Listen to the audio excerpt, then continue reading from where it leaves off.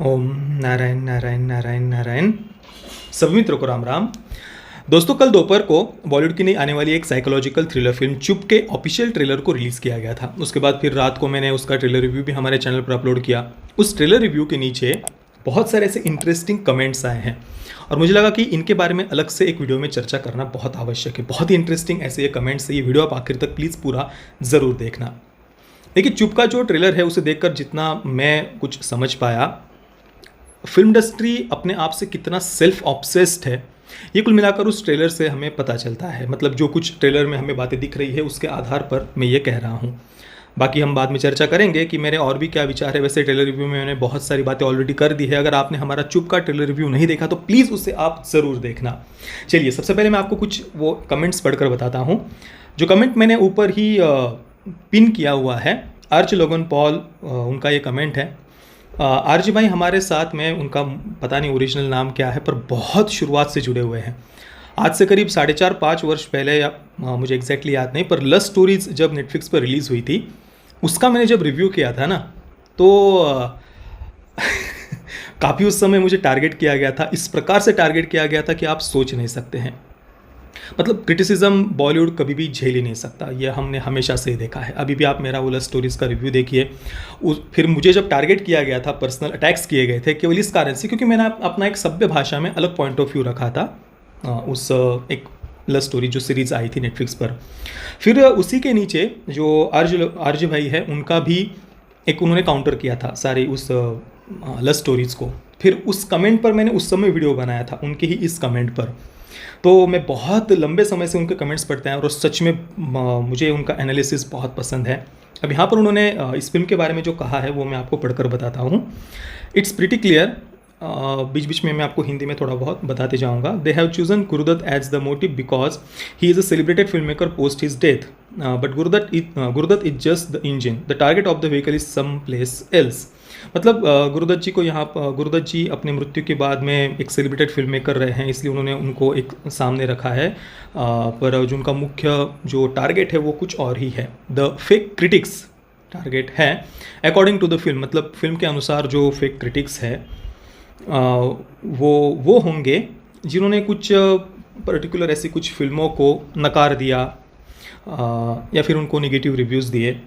कई उसमें big budget films है और उसके रिजल्ट में फिर डायरेक्टर का वो डिप्रेशन में चले जाना वगैरह दिखाया जाएगा। द 4 स्टार वाला part is something else. It will show that how certain films which are undeserving according to are बल्कि get good ratings from those critics and end up being hits. मतलब कुछ ऐसी अनडिजर्विंग फिल्मों को कैसे 4-4.5 star दे दिए जाते हैं वो वहाँ पर दिखाया जाए अनडिजर्विंग फिल्म मेकर्स के अनुसार। It will be a massy masala action film based on nationalist idea, basically referring to blockbusters, right? Like Kesari, Manikarnika, Tanaji, Sara Narasimha Reddy, RRR, Uri, which the liberal cabal had tried their best to badmouth, but all of them ended up being commercial hits, mainly due to independent YouTubers and public support. मतलब Manikarnika, Tanaji, Uri, सैरा Narasimha Reddy, RRR आदि जिन फिल्मों को liberal critics ने काफ़ी bash किया था, बहुत ज़्यादा नेगेटिव रिव्यूज़ देते, पर फिर भी जो इंडिपेंडेंट क्रिटिक्स है यूट्यूब पर या फिर जो पब्लिक सपोर्ट है उस कारण से वो हिट हुई थी। और ऐसी फिल्मों को शायद वो जो 4-4.5 वाला पार्ट दिखाया है वहाँ टारगेट किया जाएगा। और जहाँ पर हमें वो दिखता है 4.5 वाला रिव्यू वाला, वो भी कलिंग नाम की एक फिल्म को वो दिया हुआ हमें दिख रहे हैं। वो भी एक वॉर बेस्ड इतिहास पर आधारित फिल्म ही हमें वहाँ पर दिख रही है। आगे लिखा है, releasing the film right at the peak of the boycott movement, doesn't it ring a bell? There is a Pooja Bhatt in the cast and there is R Balki on the director's chair, husband of Gauri Shinde, the renowned maker of the very deep, very poetic, very philosophical dear Zindagi 2016 में आई हुई। I remember Balki had commented, show me a better actor than Ranbir और Alia, then we will talk about nepotism. And he is also the director of Academy Award winner की and का, starring Daniel Day-Lewis से भी बड़ा actor Arjun Kapoor, wearing heels. And his production Hope Films had spoiled Mission Mangal with the genius ideas of liberation. Mission Mangal का मेरा आप review देखना, किस प्रकार से वो जो एक बहुत टॉक्सिक वोक लिबरलिज्म का एजेंडा उस फिल्म में डालकर मिशन मंगल जैसे इतने अच्छे सब्जेक्ट का कचरा कर दिया था, वो मैंने चर्चा की हुई है पूरी हमारा मिशन मंगल का रिव्यू, और उसके बाद एक और वीडियो मैंने उसको एक्सप्लेन करते हुए अपलोड किया है, वो आप ज़रूर देखना. So, to the Mats people, this film will indirectly tell us how the boycott movement is a saffron fascist idea. Conveying मतलब देखिए सेफ्रॉन फासिस्ट आइडिया से डायरेक्टली वो कुछ सामने दिखाएंगे ऐसा मुझे तो लगता नहीं है, पर हाँ जो फिल्म इंडस्ट्री के फिल्म मेकर्स है वो कितने ज़्यादा मतलब एक फिल्म बनाने के लिए उनकी कितनी मेहनत होती है. मतलब जैसा कि हम डायलॉग सुन भी रहे हैं, एक फिल्म डायरेक्टर का बच्चा होती है और तुम किसी के बच्चे का मतलब जो एक जघन्य अपराध का शब्द उन्होंने वहाँ पर यूज़ किया है रेप जैसे, जो मुझे प्रॉब्लमेटिक लगा, क्योंकि आप फिल्म क्रिटिसिज्म की तुलना रेप जैसे जघन्य अपराध से कर रहे हैं. ये अपने आप में ही कितना ज़्यादा प्रॉब्लमेटिक है आप देखिए. मतलब एक इतने भयानक जघन्य अपराध को बहुत नीचा आंकने जैसी वो बात हो गई. हालांकि वो एक मानसिक रूप से ऐसे अस्थिर व्यक्ति का कैरेक्टर यहाँ पर वो कह रहा है सीरियल किलर, फिर भी ऐसे डायलॉग्स डालना मेरे अनुसार प्रॉब्लमेटिक है. This film will indirectly tell us how the boycott movement is a saffron fascist idea, conveying the message how certain Sanghi YouTubers have brought down so many innocent babies, indirectly hinting at Advait Chandan's baby, Lal Singh Turkey, Karan Malhotra's baby, Bam Shera, Anand L. Rai's baby, Saksha Bandhan, Anurag Kashyap's baby, 2-2.5-12. This will be as much about Guru Dutt as Haider was about Hamlet. ये film Gurudatt जी के बारे में उतनी ही होगी जितनी कि हैदर हेमलेट के बारे में थी. This film will try to send us those who support the boycott movement into guilt trips and certainly sympathise with all JNU hopping, Dawood meeting, beef loving, Karwa Chauth cheating, placard holding parents who have lost their babies. It's too early to predict, but I am seasoned hunter and I can smell dead meat from a mile. If it's nothing as per my description, I will be surprised. But I don't think I am wrong. अब देखिए जो कुछ भी उन्होंने कहा है, बिल्कुल मैंने भी जब ट्रेलर देखा तो मेरे मन में भी बिल्कुल ऐसे ही कई सारे विचार है. आप हमारा ट्रेलर रिव्यू देख भी सकते हैं. हाँ, पर इतना अवश्य मुझे लगता है कि डायरेक्टली ऐसे सैफ्रॉन फासिस्ट एजेंडा वगैरह मतलब डायरेक्टली ऐसा खुलकर कुछ कहा जाएगा ऐसा मुझे नहीं लगता, पर एक सटल वे में वही एक बताने का प्रयास किया जाएगा कि भाई जो लोग फिल्मों को क्रिटिसाइज़ करते हैं वो कितने गलत होते हैं, और एक गिल्ट ट्रिप पर जो एक फिल्मों का क्रिटिसिज्म आज लोग कर रहे हैं खुलकर, उन्हें एक गिल्ट ट्रिप पर भेजने का प्रयास किया जाएगा. और वैसे भी देखिए मैंने जो कहा ना कि दुनिया के सबसे ज़्यादा सेल्फ ऑब्सेस्ड लोग आपको अगर कहीं पर देखने हैं तो वो आपको फिल्म इंडस्ट्री में मिल जाएंगे. कोई भी फिल्म इंडस्ट्री आप उठाकर देख लीजिए, विशेषतः बॉलीवुड में ये सेल्फ ऑब्सेस्ड होने का जो भूत है वो आपको सबसे ज़्यादा देखने को मिलेगा. पता नहीं ये अपने आप को कुछ डेमिगॉड्स या क्या वो समझते हैं, पर वो क्रिटिसिज्म को कभी भी झेल नहीं पाते. बहुत ज़्यादा इंटॉलरेंस हमें उनमें देखने को मिलता है. हालांकि वे खुद फ्रीडम ऑफ एक्सप्रेशन का झंडा लेकर हमेशा चलते हैं. फ्रीडम ऑफ एक्सप्रेशन की आड़ में वो क्या क्या कैसे कैसे एजेंडाज दिखाते हैं, चाहे वो आतंकवादियों के प्रति सिंपैथी पैदा करना हो, नक्सलियों को क्रांतिकारी दिखाना हो, या जो भी कई बार हम एंटी इंडिया प्रोपेगेंडा भी कई सारी फिल्मों में देखते हैं, पाकिस्तान प्रेम देखते हैं, बहुत सारे वो एजेंडाज हम देखते हैं. तो वो सब कुछ एक शुरुआत में डिस्क्लेमर डालकर ये सब कुछ फ्रीडम ऑफ एक्सप्रेशन के नाम पर किया जाता है. और अगर कोई उस पर मतलब कोई प्रश्न उठाता है तो वो तुरंत कहते हैं कि भाई एक फिल्म मेकर को पूरा फ्रीडम होना चाहिए, जो चाहे वो दिखा सके. बिल्कुल ना, यही वो हमेशा से कहते हैं कि आर्ट पर कोई बंधन आप कैसे डाल सकते हो. एक फिल्म मेकर का वो पॉइंट ऑफ व्यू है, वो जैसे चाहे वैसे अपने भावनाओं को, अपने विचारों को व्यक्त कर सकता है. हालांकि ऐसा जो लोग कहते हैं उन्हीं लोगों को हमने देखा कि उन्होंने किस प्रकार से द कश्मीर फाइल्स हो या द ताशकंद फाइल्स हो, उन्हें कैसे कैसे उनको टारगेट किया था, कैसे नीचा दिखाने का प्रयास किया था, कैसे कैसे आर्टिकल्स लिखे गए थे, या इवन कुछ लोगों ने तो बिल्कुल इग्नोर ही कर दिया, जैसे वो फिल्म एग्जिस्ट ही नहीं करती. शायद वो फिल्म उस डायरेक्टर की बेबी नहीं होगी या क्या उसके पीछे उनका लॉजिक है वे ही जाने. पर हाँ, सबसे ज़्यादा सेल्फ ऑब्सेस्ड लोग हमें देखने को मिलते हैं फिल्म इंडस्ट्री में. अब इसी कमेंट के नीचे कुछ यूज़र्स ने इस कमेंट को टारगेट भी किया है और लिखा है, या so according to you they had predicted boycott movement well ahead and done shooting and planned a release perfectly. So very smartly you have picked Key and Ka, which of course didn't work, but neglected Balki's work like Pa, Chini Kam, Padman, Shamitab, etc. इसके उत्तर में फिर जो RJ Logan Paul भाई है उन्होंने लिखा है, it's a small film based on indoor shoots and mostly performance oriented. So yeah, even if they had started reshooting some portions in March, they would have easily wrapped it up by May, then do the post production work for June, July, August and make it ready for a late September release. For a small budget film, perfectly possible. और देखिए, मतलब भले ही उन्होंने इस boycott movement को लेकर ये बनाई हो नहीं बनाई हो वो एक अलग विषय है, पर ये फिल्म 40 वर्ष पहले भी बनती तो भी फिल्म की फिलॉसफी वही रहती. हालांकि वो भले ही film industry freedom of expression के नाम पर वो कुछ भी दिखाने की आज़ादी चाहते हैं, पर जब बात आती है उनके क्रिटिसिज्म की, तब वो खुद विक्टिम कार्ड खेलने लग जाते हैं या फिर ऐसी फिल्में बनाते हैं जो उनके प्रति लोगों के मन में एक प्रकार से सिंपथी बन पाए. तो ये फिल्म 40 वर्ष पहले भी आती तो भी इसकी फिलॉसफी या ये फिल्म जो कहने का प्रयास करती है वो मेरे अनुसार तो कुछ अलग नहीं होती. And you are bit wrong, Shamita 2014 didn't work as well. But yeah, I did pick up Ki and Ka and Gauri Shinde's Dear Zindagi because both the films were the most agenda driven to the respective filmmakers. Feminist gender battle agenda, of course. And talking of Chinikam 2007, Pa 2009, Padman 2018, they were decently good films. I agree. Even Gauri Shinde's English wasn't bad. But neither of these films reveal the socio-political stand of Balki Shinde couple, which this film most probably will. And of course, I am hitting the enemy. Of course, I will target his weakest point.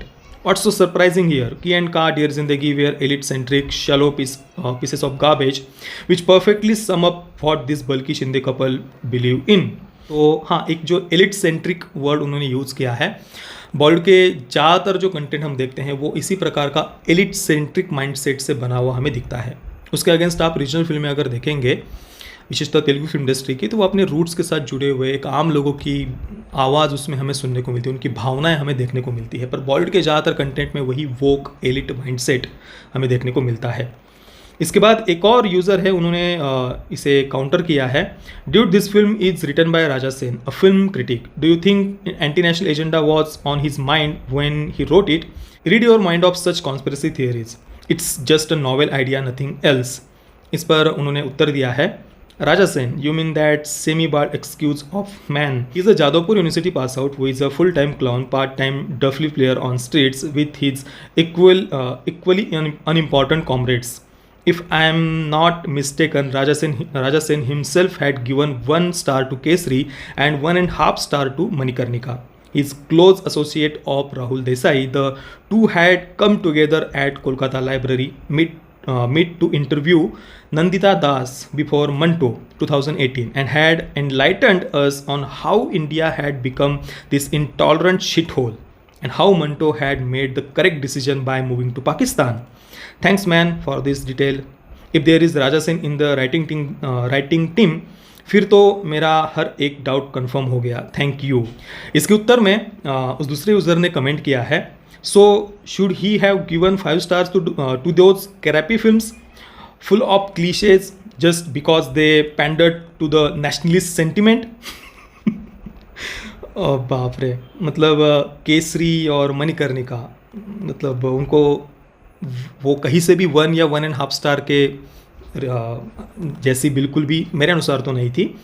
I am not saying he isn't pretentious. Don't like most of his reviews because of his high-handed and condescending tone. Prefer Bharadwaj Rangan to a large extent, but to say though these guys carry an agenda to systematic poison minds is a little too much. ऐसा उन्होंने लिखा है. देखिए, हर एक कहानी जब लिखी जाती है, उस कहानी के लिखने के पीछे कुछ ना कुछ उस राइटर का विचार होता है. राइटर हो, फिल्म मेकर हो, फिल्म से जुड़े हुए जो भी प्रोड्यूसर हो, डायरेक्टर हो, वो कुछ ना कुछ एक विचार रख के ही फिल्म बनाते हैं. फिल्म बनाना बहुत दूर की बात है, कोई छोटी सी एक कविता लिखता है, कोई छोटा सा एक पैराग्राफ भी आप लिखते हैं, भाई एक लाइन भी कोई लिखता है ना, उसके पीछे भी उसका कुछ ना कुछ विचार होता है. तो हाँ, उसको बिल्कुल एनालाइज़ किया जाना चाहिए, उस पर सोचा जाना चाहिए. इसमें कोई बड़ी नई बात नहीं है. फिल्म, मुझे तो ये आश्चर्य होता है कि भाई फिल्मों की फ़िलॉसफी के बारे में हमारे देश में चर्चा करने से क्यों लोग डरते हैं. हाँ, चर्चा होती है, पर वो केवल और केवल जो एक लेफ्ट की विचारधारा के लोग हैं वही हमें ज़्यादातर केवल फिल्मों की फ़िलॉसफी पर चर्चा करते हुए दिखते हैं. दूसरी तरफ जो एक राष्ट्रवादी विचारधारा से जुड़े हुए लोग हैं वे जब बात करने लगते हैं फिल्मों की फ़िलॉसफी के बारे में, पॉलिटिकल आइडियोलॉजी के बारे में, तब सबको प्रॉब्लम होने लग जाती है। तब सब तुरंत उन्हें टारगेट करने लग जाते हैं। पर मैं सच में चाहूँगा कि आरजे भाई जिन्होंने ये कमेंट किया है, या जो भी, मैं तो चाहता हूँ कि और बहुत सारे लोग आए सामने, सोशल मीडिया हो, यूट्यूब हो, या कहीं पर आप ब्लॉग लिख सकते हो, किसी भी प्रकार से आप बोलिए। बोलना बहुत ज़्यादा आवश्यक है। चलिए आगे और कुछ थोड़े बहुत मैं कमेंट्स पढ़कर बताता हूँ। For makers of Tashkent files and Kashmir files also their movie were like their babies, what was the treatment meted out to them by these celebrated critics? Freedom of expression is one way street looks like. See that's why आपके जैसे reviewer are important. जब 99% reviewers इस trailer से impress होके who हल्ला मचा रहे हैं, तब आपने अलग नज़रिए से हमें ये ट्रेलर को दिखाया, समझाया, और आपने जैसे कहा अगर वैसी मूवी बॉलीवुड बनाएगा भी, तब भी वो हिंदू को, सनातनी को ही विक्षिप्त दिखाएगा।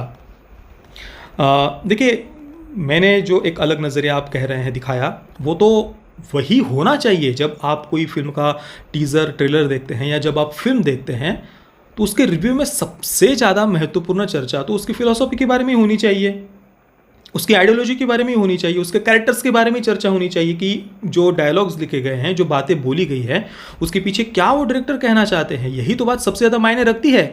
टेक्निकल बातों को हमें चाटना थोड़ी, मतलब कैमरा ऐसे घुमाया, वैसे घुमाया, वो बातें बहुत 1-2% मायने करती है हमारे एक्सपीरियंस में। किसी भी फिल्म के हमारे एक्सपीरियंस में वो सब बातें 2 से 5% मायने रखती है। बाकी हमारे एक्सपीरियंस पर सबसे ज़्यादा प्रभाव अगर कोई चीज़ डालती है तो वो होती है फिल्म की फिलॉसफी। वो फिल्म क्या कहने का प्रयास करती है, उसके कैरेक्टर्स कैसे लिखे गए हैं, डायरेक्टर क्या कहना चाहते हैं। बहुत छोटी छोटी बातें फिल्म बनाते समय ध्यान रखी जाती है। कलर्स का कैसे यूज़ किया जाता है, जो कपड़े वो कैरेक्टर पहन रहा है उसका नाम क्या रखा गया है, उसे किस समाज से दिखाया गया है, उसके माध्यम से डायरेक्टर क्या कहना चाहता है, हर एक बात सोच समझ कर ही लिखी जाती है। और यही बात तो रिव्यू में चर्चा करनी होती है। ये तो दुर्भाग्य इस बात का है कि हमारे देश में इन बातों पर चर्चा ही नहीं होती, क्योंकि बॉलीवुड चाहता ही नहीं कि सामान्य जनता इन बातों पर चर्चा करे। वो तो चाहते कि भाई वो जो एक स्टार वर्शिपिंग, जो ये सो कॉल्ड सेलिब्रिटीज़ है, लोग उनके मानसिक गुलाम बने रहे, लोग फिल्मों को एनालाइज ना करें। ये बहुत आवश्यक है कि हम फिल्म जब देखें तो उसको एनालाइज करें, सोचें। एक डायरेक्टर की तो मेहनत होती है ना, वर्षों की, महीनों की, रात रात भर जगकर वो ये कैरेक्टर्स लिखते हैं ना। तो उल्टा जो लोग इनको एनालाइज नहीं करते, वो उस डायरेक्टर की मेहनत के साथ अन्याय कर रहे हैं एक प्रकार से। उल्टा उसको तो एनालाइज किया जाना चाहिए। मुझे पसंद तो वो नहीं है कि भाई जो लोग बिल्कुल ऑब्सेस्ड हो जाते हैं किसी भी चीज़ से, फिल्म मेकर से, या अपने आप को किसी का फ़ैन कहते हैं, इन सब बातों से, इस ऑब्सेशन से हमें बाहर निकलने की आवश्यकता है और फ्री माइंड रखकर फिल्मों को एनालाइज करना चाहिए। ये सबसे ज़्यादा आवश्यक है। अगर मूवी डायरेक्टर की बेबी होती है तो इट डजेंट मीन वो एक ऐसा बेबी पैदा करे जो आतंकवादी हो, यानी insulting and targeting one religion, their gods and one country, and expect के उस बेबी को हम एक्सेप्ट करेंगे। तो देखो, इस वाले बेबी को भी हम रिजेक्ट कर देंगे। किसी मूवी में ही कहा गया है कि ये जो पब्लिक है वो सब जानती है। सो स्टॉप मेकिंग सिक मूवीज़। देखिए दोस्तों, ऐसे बहुत सारे कमेंट्स हमारे उस वीडियो के नीचे आए हुए हैं। आप हमारा वो ट्रेलर रिव्यू देखकर ये सारे कमेंट्स पढ़ सकते हैं। बाकी आपके इस पर क्या विचार है, मुझे आप नीचे कमेंट में अवश्य बताना। ये वीडियो देखने के लिए आप सभी मित्रों का बहुत बहुत धन्यवाद। जय श्री राम, वंदे मातरम।